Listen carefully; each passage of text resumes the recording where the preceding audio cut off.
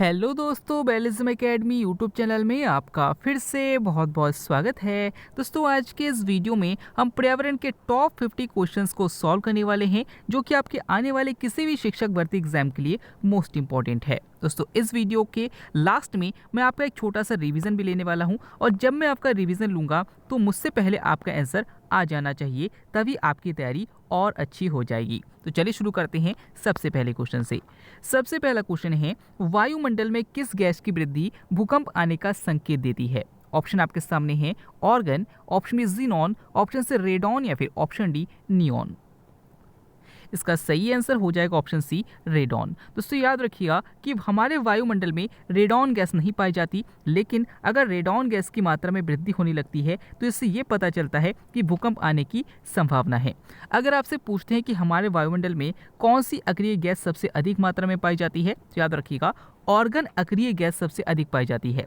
लेकिन अगर आपसे पूछते हैं कि वायुमंडल में कौन सी गैस अधिक मात्रा में पाई जाती है, तो याद रखिएगा नाइट्रोजन अधिक मात्रा में। नेक्स्ट क्वेश्चन है, इनमें से कौन सा बीज नहीं है? ऑप्शन आपके सामने सौंफ, ऑप्शन बी काली मिर्च, ऑप्शन सी धान या फिर ऑप्शन डी साबूदाना। इसका सही आंसर हो जाएगा ऑप्शन डी साबूदाना। दोस्तों, याद रखिएगा कि जो साबूदाना है ये साइकस के स्टार्च से प्राप्त किया जाता है और ये एक बीज नहीं है, जबकि जो सौंफ है तना है और जो काली मिर्च है ये सब बीज है। अगला क्वेश्चन, कुडुक कहाँ की भाषा है? ऑप्शन आपके सामने Orissa, option B Kerala, option C Karnataka या फिर ऑप्शन डी लक्षद्वीप। इसका सही आंसर हो जाएगा ऑप्शन ए उड़ीसा। दोस्तों, याद रखिएगा कि जो कुडुक भाषा है ये उड़ीसा और झारखंड जैसे राज्यों में बोली जाती है। अगर आपसे पूछते हैं कि केरल की राजभाषा कौन सी है, तो याद रखिएगा कि केरल की जो आधिकारिक भाषा है वो मलयालम है, और लक्षद्वीप की भी जो आधिकारिक भाषा है वो मलयालम है। कर्नाटक की जो आधिकारिक भाषा है वो कन्नड़ है। अगला क्वेश्चन, शरीर में ऑक्सीजन की कमी क्या कहलाती है? ऑप्शन आपके सामने hypoxia, option B hydrophobia, option C hypersemia या फिर ऑप्शन डी इनमें से कोई नहीं। इसका सही आंसर हो जाएगा ऑप्शन ए हाइपोक्सिया। दोस्तों, याद रखिएगा कि हमारी बॉडी में जब हीमोग्लोबिन की मात्रा कम हो जाती है तो सिंपल सी बात है कि ऑक्सीजन की मात्रा भी कम हो जाती है, और इसको हाइपोक्सिया कहा जाता है। कभी कभी अगर किसी व्यक्ति में ऑक्सीजन की या फिर हीमोग्लोबिन की कमी हो जाती है तो अगर आप डॉक्टर के पास जाएंगे तो हो सकता है कि आपको सही सलाह दे, लेकिन अगर आप किसी बाबा जी के पास जाएंगे तो बाबा जी आपको कहेंगे कि 2 दिन के लिए आप पहाड़ी पर जाइए और माता रानी के दर्शन करके आइए। आप वहाँ पर जाएंगे और दर्शन करके आएंगे, और आने के बाद आप फील करेंगे कि आपके बॉडी में जो ऑक्सीजन की कमी थी या हीमोग्लोबिन की कमी थी उसकी पूर्ति हो चुकी है।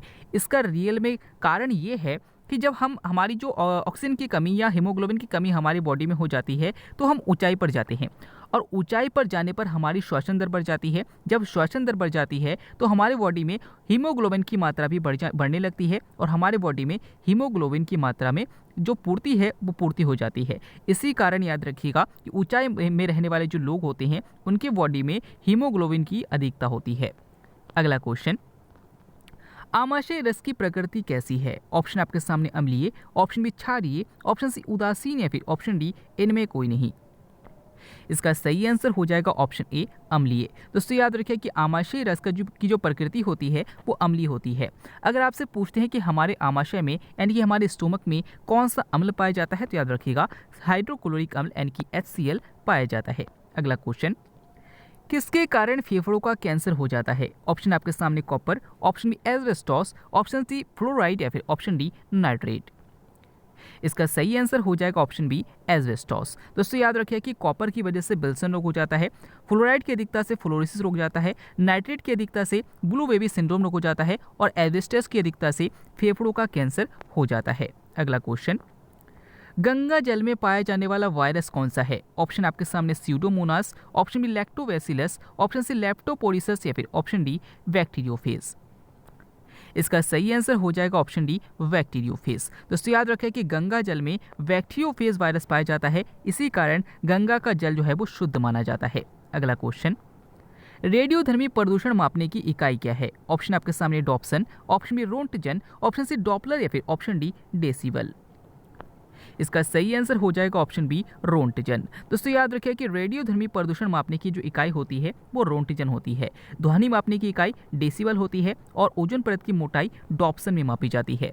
अगला क्वेश्चन, किस सम्मेलन में विश्व पर्यावरण दिवस मनाने का निर्णय लिया गया? ऑप्शन आपके सामने मॉन्ट्रियल सम्मेलन, option B Kyoto protocol, option C Stockholm सम्मेलन या फिर ऑप्शन डी रामसर सम्मेलन। इसका सही आंसर हो जाएगा ऑप्शन सी स्टॉकहोम सम्मेलन। दोस्तों याद रखिए कि स्टॉकहोम सम्मेलन 1972 में हुआ था और इसी के तहत ये निर्धारित किया गया था कि विश्व पर्यावरण दिवस प्रतिवर्ष 5 जून को मनाया जाएगा। अगर आपसे पूछा जाता है कि कार्बन पर नियंत्रण के लिए कौन सा प्रोटोकॉल हुआ था, तो याद रखिएगा कि क्योटो प्रोटोकॉल हुआ था। अगर आपसे पूछते हैं कि मॉन्ट्रियल प्रोटोकॉल क्यों हुआ था, तो याद रखिएगा कि ओजोन परत के संरक्षण के लिए मॉन्ट्रियल प्रोटोकॉल चलाया गया था। और जो रामसर सम्मेलन है ये 1971 में हुआ था और आर्द्र भूमि संरक्षण से संबंधित है। अगला क्वेश्चन, रेड लिस्ट कौन प्रकाशित करता है? ऑप्शन आपके सामने WWF, option B IUCN, option C UNESCO या फिर ऑप्शन डी इनमें कोई नहीं। इसका सही आंसर हो जाएगा ऑप्शन बी IUCN। दोस्तों याद रखिएगा कि रेड लिस्ट IUCN के द्वारा प्रकाशित किया जाता है और इसमें विलुप्तप्राय जीवों का आंकड़ा रखा जाता है। अगला क्वेश्चन, राष्ट्रीय वन्य जीव बोर्ड का गठन कब हुआ? ऑप्शन आपके सामने 1972, ऑप्शन बी 2003, ऑप्शन सी 1974 या फिर ऑप्शन डी 2006। इसका सही आंसर हो जाएगा ऑप्शन बी 2003। दोस्तों याद रखिए कि अगर आपसे पूछते हैं कि वन्य जीव संरक्षण अधिनियम कब आया था, तो 1972 में आया था। अगर आपसे पूछते हैं कि जल संरक्षण अधिनियम कब आया था, 1974 में आया था। अगर आपसे पूछते हैं कि गिद्ध संरक्षण अधिनियम कब आया था, 2006 में आया था। और जो राष्ट्रीय वन्य जीव बोर्ड का गठन किया गया था वो 2003 में किया गया था। अगला क्वेश्चन, पृथ्वी के फेफड़े किसे कहा जाता है? ऑप्शन आपके सामने Sundarban, option B Amazon, option C Himalaya या फिर ऑप्शन डी ड्रोंकिसबर्ग। इसका सही आंसर हो जाएगा ऑप्शन बी अमेजन। दोस्तों याद रखें कि अमेजन वर्षा वन जो है इसी को पृथ्वी के फेफड़े कहा जाता है, क्योंकि अमेजन वर्षा वन से ही लगभग 20% ऑक्सीजन पूरे पृथ्वी में मिल जाती है। अगला क्वेश्चन, भारत सरकार बाघ गणना के लिए कौन सा ऐप इस्तेमाल करती है या कौन सी तकनीक इस्तेमाल करती है? ऑप्शन आपके सामने है M stripes, option B M tiger, option C M forest या फिर ऑप्शन डी एम साइंस। इसका सही आंसर हो जाएगा ऑप्शन ए एम स्ट्राइप्स। दोस्तों याद रखें कि भारत सरकार द्वारा एक ऐप जारी किया गया जिसे एम स्ट्राइप्स कहते हैं। इसके तहत जो अभ्यारण्य या फिर टाइगर रिजर्व में काम करते हैं वहाँ के लोगों को ये ऐप इस्तेमाल करने के लिए कहा जाता है। उनके द्वारा ये ऐप जब इस्तेमाल किया जाता है तो जब ये कहीं भी गश्त करने के लिए जाते हैं, यानी कि जंगल में घूमने के लिए जाते हैं और जानवरों की देखभाल के लिए वो इधर उधर घूमते हैं जंगल में, तो उनके आंकड़ों में वो यहाँ पर एडिट कर देते हैं। यानी कि मान लीजिए कि उनको रोड पर कोई भी बाघ के पैरों का निशान मिलता है तो वो क्या करते हैं कि उस ऐप में उसका फोटो खींचकर और उसके बारे में जानकारी एडिट करके उसमें सबमिट कर देते हैं और इस प्रकार से बाघों की गणना हो जाती है। याद रखिएगा भारत सरकार द्वारा एम स्ट्राइप्स तकनीक का इस्तेमाल किया जाता है। अगला क्वेश्चन, भारत के किस राज्य में ऑलिव रिडले कछुआ पाया जाता है? ऑप्शन आपके सामने Kerala, option B Orissa, option C Karnataka या फिर ऑप्शन डी गुजरात। इसका सही आंसर हो जाएगा ऑप्शन बी उड़ीसा। दोस्तों याद रखिए कि भारत में जो उड़ीसा राज्य है इसी में ओलिव रिडले कछुआ की अधिकता पाई जाती है। अगला क्वेश्चन, ब्लड शुगर किसे कहा जाता है? ऑप्शन आपके सामने glucose, option B fructose, option C cellulose या फिर ऑप्शन डी माल्टोज। इसका सही आंसर हो जाएगा ऑप्शन ए ग्लूकोज। दोस्तों याद रखिए कि ग्लूकोज को ही ब्लड शुगर या फिर रक्त शर्करा कहा जाता है। अगला क्वेश्चन, कोशिका का सुरक्षा कवच किसे कहा जाता है? ऑप्शन आपके सामने केंद्रक, option B lysosome, option C Golgi का या फिर ऑप्शन डी कोशिका भित्ति।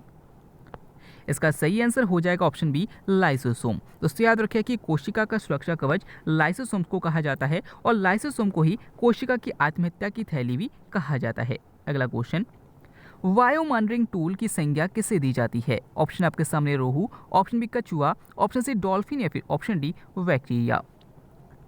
इसका सही आंसर हो जाएगा ऑप्शन सी डॉल्फिन। दोस्तों याद रखिए कि डॉल्फिन को ही वायु मॉनिटरिंग टूल की संज्ञा दी जाती है।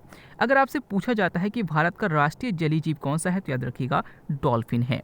अगला क्वेश्चन, किस राज्य में बाघों की संख्या सर्वाधिक है? ऑप्शन आपके सामने Karnataka, option B Madhya Pradesh, option C Orissa या फिर ऑप्शन डी उत्तर प्रदेश। इसका सही आंसर हो जाएगा ऑप्शन बी मध्य प्रदेश। दोस्तों याद रखिए कि भारत के मध्य प्रदेश में सबसे अधिक बाघों की संख्या है।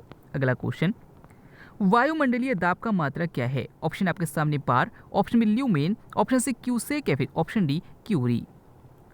इसका सही आंसर हो जाएगा ऑप्शन ए बार। दोस्तों याद रखिए कि वायुमंडलीय दाब का जो मात्रक है वो बार है। अगला क्वेश्चन, मानव शरीर की सबसे लंबी हड्डी कौन सी है? ऑप्शन आपके सामने stapes, option B tibia, option C femur या फिर ऑप्शन डी इनकस। इसका सही आंसर हो जाएगा ऑप्शन सी फीमर। दोस्तों याद रखें कि हमारे जांग में जो हड्डी होती है उसी को फीमर कहा जाता है और ये मानव शरीर की सबसे लंबी हड्डी होती है। अगर आपसे पूछते हैं कि मानव शरीर की सबसे छोटी हड्डी कौन सी है तो याद रखिएगा कान की जो हड्डी स्टेपीज है ये मानव शरीर की सबसे छोटी हड्डी है। अगला क्वेश्चन, मूत्र का पीला रंग किसके कारण होता है? ऑप्शन आपके सामने अमोनिया, ऑप्शन बी यूरिक अम्ल, ऑप्शन सी यूरिया या फिर ऑप्शन डी यूरोक्रोम। इसका सही आंसर हो जाएगा ऑप्शन डी यूरोक्रोम। दोस्तों याद रखें कि मूत्र का जो पीला रंग होता है वो यूरोक्रोम के कारण होता है। अगर आपसे पूछा जाता है कि स्तनधारियों का उत्सर्जित पदार्थ क्या होता है तो याद रखिएगा यूरिया होता है और कीटो का जो उत्सर्जित पदार्थ होता है वो यूरिक अम्ल होता है। अगला क्वेश्चन, सीवी रमन को भौतिकी का नोबेल पुरस्कार कब मिला था? ऑप्शन आपके सामने 1913, ऑप्शन बी 1930, ऑप्शन सी 1901 या फिर ऑप्शन डी 1998। इसका सही आंसर हो जाएगा ऑप्शन बी 1930। दोस्तों याद रखिए कि सीवी रमन को भौतिकी का नोबेल पुरस्कार 1930 में मिला था। आगे बढ़ते हैं। अगला क्वेश्चन है, नेफ्रोलॉजी का संबंध किस अंग से है? ऑप्शन आपके सामने वृक्क, ऑप्शन बी यकृत, ऑप्शन सी हृदय या फिर ऑप्शन डी फेफड़ा। इसका सही आंसर हो जाएगा ऑप्शन ए वृक्क। दोस्तों याद रखिएगा कि नेफ्रोलॉजी का संबंध जो है वृक्क से यानी कि किडनी से है। अगला क्वेश्चन, किस जीव के आरबीसी में केंद्रक पाया जाता है? ऑप्शन आपके सामने ऊंट, ऑप्शन बी खरगोश, ऑप्शन सी घोड़ा या फिर ऑप्शन डी पेंगुइन।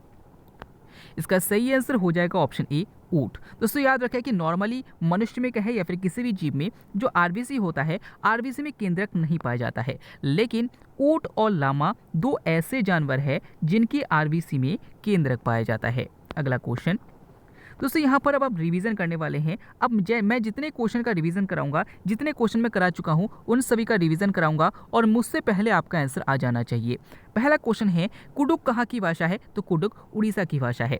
इनमें से कौन सा बीज नहीं है? तो मैंने आपको बताया था कि साइकस बीज नहीं है। आमाशय रस की प्रकृति कैसी होती है? अम्लीय होती है। शरीर में ऑक्सीजन की कमी क्या कहलाती है? हाइपोक्सिया कहलाती है। वायुमंडल में किस गैस की वृद्धि भूकंप आने का संकेत देती है? तो रेडॉन गैस देती है। आगे क्वेश्चन है कि इनमें से कौन सा द्वितीयक प्रदूषक है? ये क्वेश्चन मैंने आपको नहीं कराया है, इसको मैं आगे करा दूंगा नेक्स्ट वीडियो में। आगे देखते हैं कि किसके कारण फेफड़ों का कैंसर हो जाता है। तो मैंने आपको बताया था कि जो एस्बेस्टोस है उसकी अधिकता के कारण फेफड़ों का कैंसर हो जाता है। गंगा जल में पाया जाने वाला वायरस कौन सा है? बैक्टीरियोफेज है। रेडियोधर्मी प्रदूषण मापने की इकाई क्या है? मैंने बताया था रोंटिजन है। राष्ट्रीय वन्यजीव बोर्ड का गठन कब हुआ था? 2003 में हुआ था। आगे बढ़ते हैं। आगे है, वायुमंडलीय दाब का मात्रक क्या है? तो मैंने आपको बताया था बार है। नेफ्रोलॉजी का संबंध किस अंग से है? वृक्क यानी कि किडनी से है। मूत्र का पीला रंग किसके कारण होता है? यूरोक्रोम के कारण होता है। किस जीव के आरबीसी में केंद्रक पाया जाता है? तो ऊंट और लामा ऐसे दो जीव है जिनके आरबीसी में केंद्रक पाया जाता है। सीवी रमन को भौतिकी का नोबेल पुरस्कार कब मिला था? 1930 में मिला था। आगे बढ़ते हैं। ब्लड शुगर यानी कि रक्त शर्करा किसे कहते हैं? तो ग्लूकोज को कहते हैं। वायु मॉनिटरिंग टूल की संज्ञा किसे दी जाती है? डॉल्फिन को दी जाती है।